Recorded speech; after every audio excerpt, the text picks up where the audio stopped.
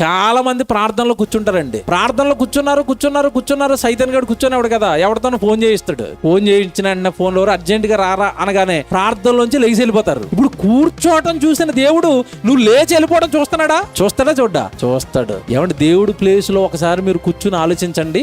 ఈ కూర్చుని లేచి వెళ్ళిపోతున్న వాడికి మీరు దేవుడి స్థానంలో ఉంటే మీరు ఏం చేస్తారు చెప్పండి? ఏం చేస్తారు? జగత్తు పునాది వేయబడక ముందు నుంచి ఎదురు చూసి 3 రోజులు సభలెట్టి 3 రోజులు సభలో కూర్చోమంటే మధ్యలో లేచి వెళ్ళిపోతున్నావా? ఏం చేయాలరా నిన్ను అంటే మీరు దేవుడి స్థానంలో ఉంటే మీరు ఏం చేస్తారు చెప్పండి? ఏం చేస్తారు మీరు? ఎక్కడికి వెళ్తానో బండి మీద కదా, వెనకాలే వస్తాడు కదా, వెళ్ళరా బండి అలాగే వెళ్తుంది. ఒక చిన్నగా లారీని పంపించాడు.